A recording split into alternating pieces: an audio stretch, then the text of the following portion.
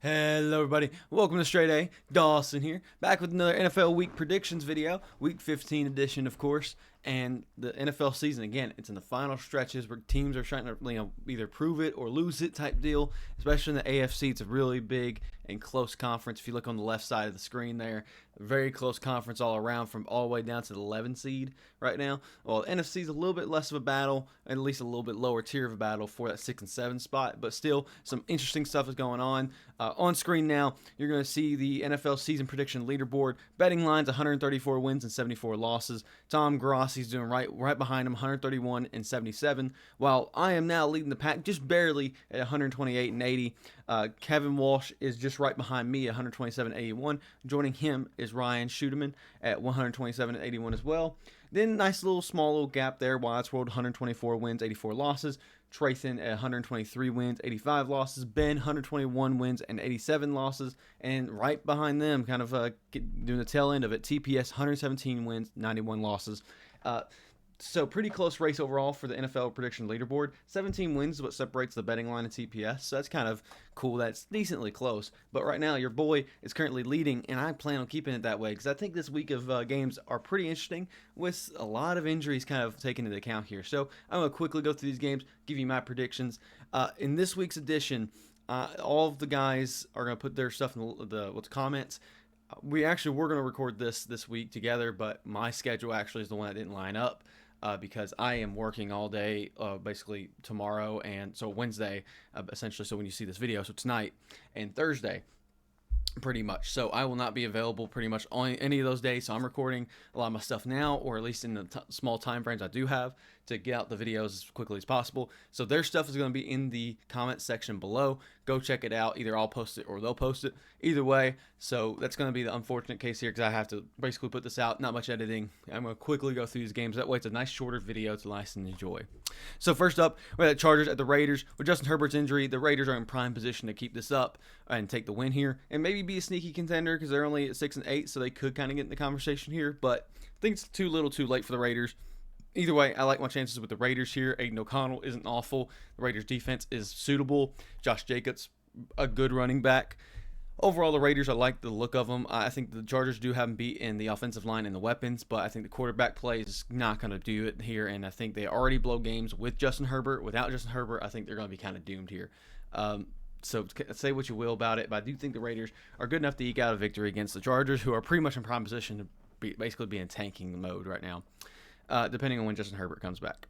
The Steelers at the Colts, and hot take here, I'm going Steelers.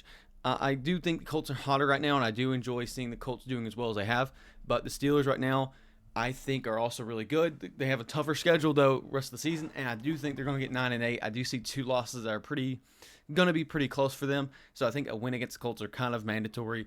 Colts' run defense isn't the best. Their defense in general for pass rushing and secondary is fine, so I think they could slow down the Steelers enough, but the Steelers' defense has on and off games. I think they're going to be on this game and kind of put pressure on Gardner Minshew.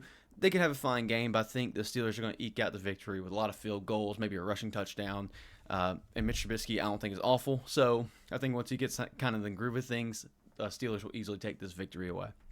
Meanwhile, we got a game that I'm not even going to question here. As much as the Titans game against the Dolphins really made me question the Dolphins' credibility as a number 1 contender type deal, it's against Jets, who are also on fire right now. Actually, let's see the betting lines here. I probably put them in the very beginning of the video of all the betting lines before.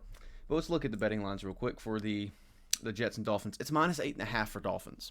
They came off a loss against Titans, which is a less than credible team, and New York Jets are coming off a win that Zach Wilson looked really, really good in. So it is a question of, do I think the New York Jets kind of carry that momentum into the divisional play? Because Dolphins already beat them earlier this season, I believe. So it's one of those questions. I think plus 8.5 is really crazy, but depending on Tyreek's, I'll be honest, it kind of comes down to Tyreek Hill's injury. I'm going to look that up real quick. So currently it looks like Tyreek Hill is day-to-day. I'll be honest with you. I think when I finally figured out the Dolphins in terms of their offense is really good and really explosive with Jalen Waddle, Tyreek Hill, Devon Achane, and Raheem Mostert. Those 4 pieces, amazing. Without 1 or 2 of those pieces, that team kind of falls apart, especially if it's one of their receivers. I know Jalen Waddle hasn't been the biggest factor, but he's been a distractor and an extra little case for Tua. But if you look at how many the other receivers on that roster, they don't really throw it to anybody else but Tyreek and Jalen Waddle. I'm still going to go Dolphins here because I think Jets are going to be fine on offense, but the defense is also going to be good too. It's just that the Dolphins are so explosive. They need the victory, and I think they're going to carry that. And mostly because I do genuinely believe in Tyreek Hill beating that record. I think he's going to come out and play that game anyway. It's probably going to be covered by Sauce Gardner, so it's kind of sucky in that regard. So he might have a slower game. Either way, I think it's either going to be Jalen Waddle or Tyreek Hill going out there. Defense of the Dolphins have been suitable enough to maybe slow down the Jets' offense a little bit this game. It's going to be a little bit tougher, but I do have confidence in the Dolphins taking this victory home. It's going to be closer, though, because it's not just a cut-and-dry type case with after the Titans have kind of showed that the Dolphins have some weakness, especially if Tyreek Hill doesn't play. I'd probably be very nervous. If Tyreek Hill does not play, I will 100% say the Jets will win. I'm not going to – this is my lock-in. Dolphins are going to win. But I would say I would be more in favor of the Jets winning if Tyreek Hill was definitely out this game. But I think Tyreek Hill is going to go out there, rehab it, and make sure that he goes out there and breaks the record, basically. Because he has only a few more games left, and he's really, really close. So we'll see. I'm going with Dolphins here. Next up, after the Titans had a really big momentum win against Dolphins, I think they want to carry that and show that Will Levis – they want to see more out of him. They want to see what they still have with DeAndre Hopkins. Derrick Henry, they only have so many miles left on him. Against the Texans team, which are pretty banged up right now.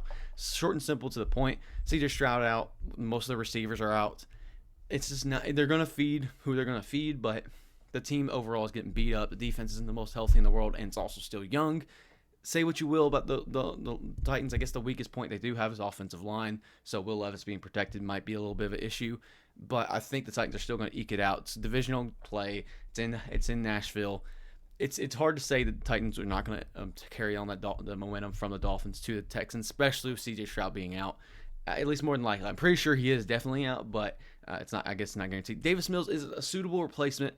I just think with no weapons on that offense anymore, it's kind of cut and dry of the Titans basically in prime position to win this. And the Ravens at the Jags. With the state of the Jags right now, I am not saying that they are out of it. Not saying that they're out of it at all, but they're one of the teams that have suffered from getting hurt and these injuries piling up and the momentum being lost. Meanwhile, the Ravens have hot momentum right now. They are doing really, really well. They're fighting for that 1 seed.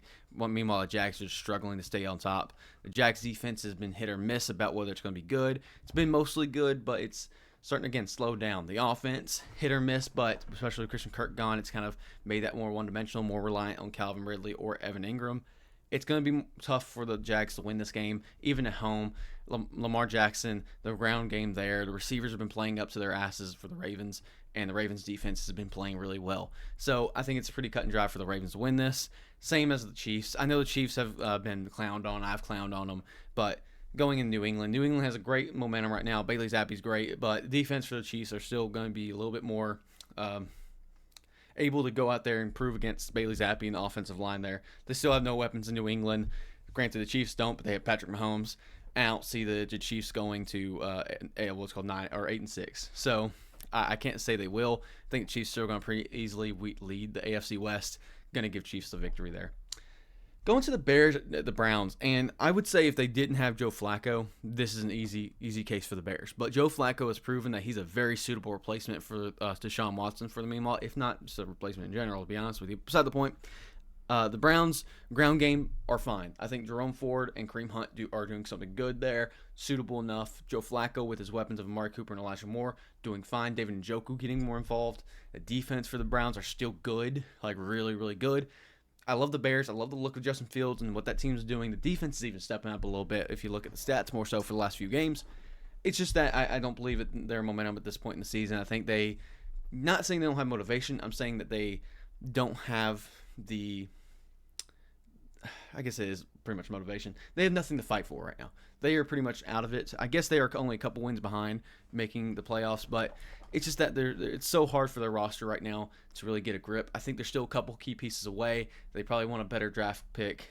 Granted, some of those players are still fighting for it, but I think the defense of the Browns are just too overbearing, and the Browns' offense actually looks like it can move the ball rather than versus when they had P.J. Walker or whoever else they had on that under center. So I'm going Browns here. They have been very well coached this season, and I can see them easily taking this victory.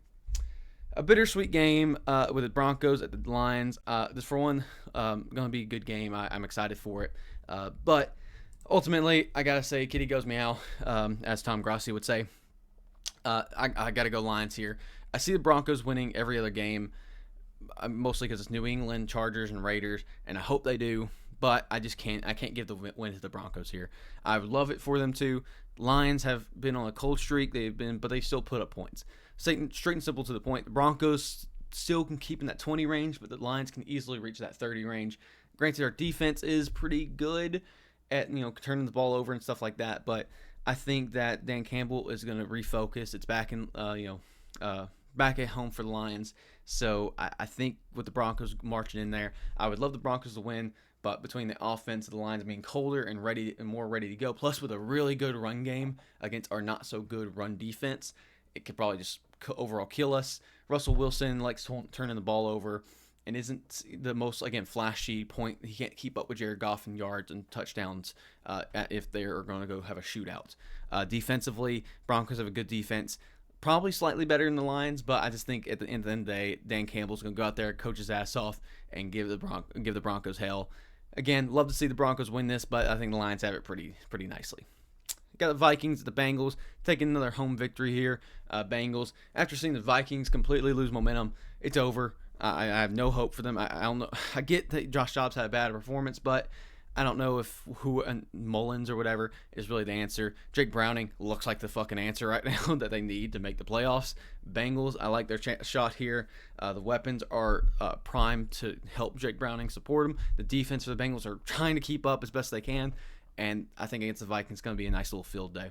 You get the Cowboys and the Bills. And right now, the Cowboys are actually plus 2.5. Bills are minus 2.5 favorites. So I'm going to go Cowboys here.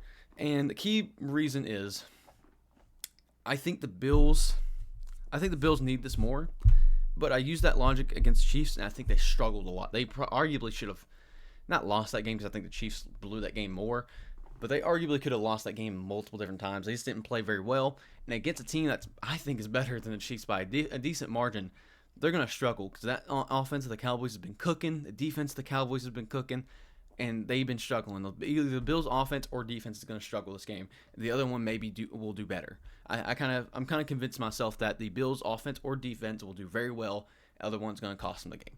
That's how this is going to go. Cowboys going to march in, fight for that number 1 seed, and we'll go from there.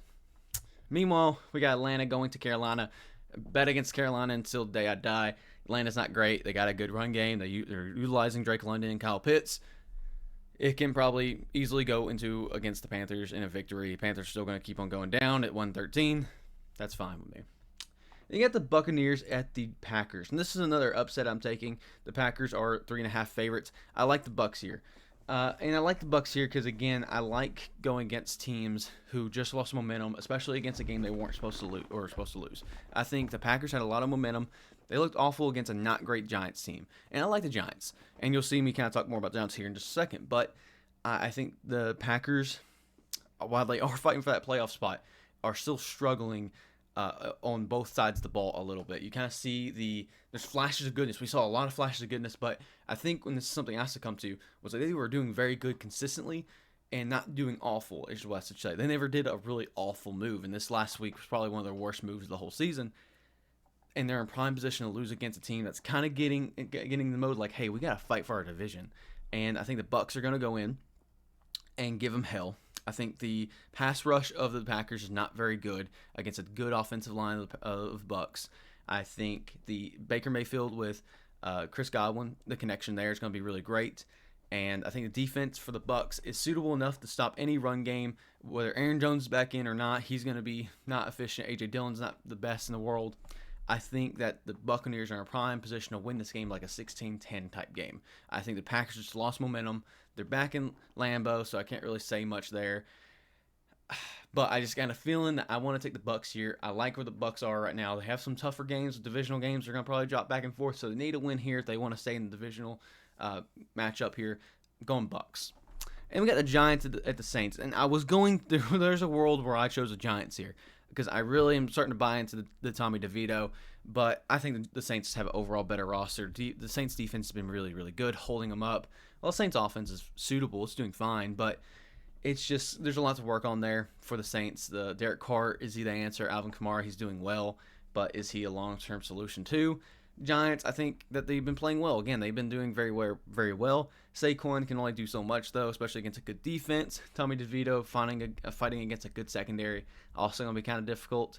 I think it's kind of a recipe for Giants to take another L. I would like for the Giants to win another game. I feel like this is the game they probably need to, because I don't see them really having another easy victory besides maybe the Saints. But I think at this point, the Saints are going to take the victory here. Don't even need to talk about the best team in football beating a bottom tier team. I think the Cardinals have a very good momentum. It's divisional opponents, so it's very likely the Cardinals could get a couple licks in. Kyler Murray do very well. The 49ers are a whole nother playing field. Simple to the point. 49ers are winning this. You got the Rams, or Washington Commanders at the Rams. Commanders coming off a bye, so I mean they could do something here, but the Rams are so on fire right now. Even in a loss against the Ravens, I think they have a lot of good momentum going. I think they're fighting for a playoff spot. Commanders kind of done and out of it. They'll put up a lot of yardage, so they'll keep up with the Rams in that case, but I think the Rams will find the end zone more. Kyron Williams, I think, is bound to have an off game here soon. I don't think it'll necessarily be this game. It could be, but I think with Commanders not having anybody to throw to, their defense being subpar at this point with the missing pieces, they've been doing well on defense even without those pieces. But I think the Rams offense is explosive enough. Rams defense is good enough to at least keep them down in the lower section, so like more like upper teens, lower 20s. And I think the Rams can kind of win this game like a 27-20, 27-24 type game. Because the Rams have a good offense. I think it's going to slow down a little bit, but I think with all their pieces kind of there and still healthy right now, I think the Rams have a really good shot at kind of getting themselves in the playoff picture here. And finally, I know the Eagles have been shit on the last couple of weeks. They need a victory, kind of like how the Bills needed it last week. And this is not even for them necessarily for playoff seats. They've pretty much secured their playoff spot. But I think that the Eagles have been shit on. I think they feel it at this point. Jalen Hurts wants to get back in the motion of things. Seahawks are a team that's kind of on a losing streak right now, I believe. I actually don't know how many games losing they actually have, if that many. I know they lost the 49ers 2 out of 3 last week, but I can't remember who else they faced. The Seahawks are kind of in a prime opportunity of Drew Lock. I believe Drew Lock's still under center this next week. The defense has been playing subpar. DK has been flashes, but not great. Jackson Smith and Jigba has been playing to the optimal ability. The offensive line, the Seahawks have been doing I guess. A lot of pressure still being put on them. And the Eagles overall still very good roster. I think we forget that they got killed by the 49ers and Cowboys. They're still a great roster. They're a team that's not going to win, that's going to lose 3 in a row, especially after losing 2 humiliating games. They want to put their name back up there, and I think then they're going to showcase like, hey, we're still a top team. We just have, we're struggling a little bit. We're going to get back in the groove of things. And I think the game against Seahawks is a prime opportunity to do so. And with that, that's my predictions for NFL Week 5. Again, at this point in the video, I'll probably put like never mind. I'm not doing the graphics anymore, but that's the predictions. Go check out in the comments below for everybody else's predictions for this next week, and we'll get an updated leaderboard. I'll see y'all tomorrow for power rankings, and later this week for more stuff and more content I'm generating, starting NFL Imperialism 2005. So look forward to that. But if you haven't already, subscribe. StraightA Dawson, out.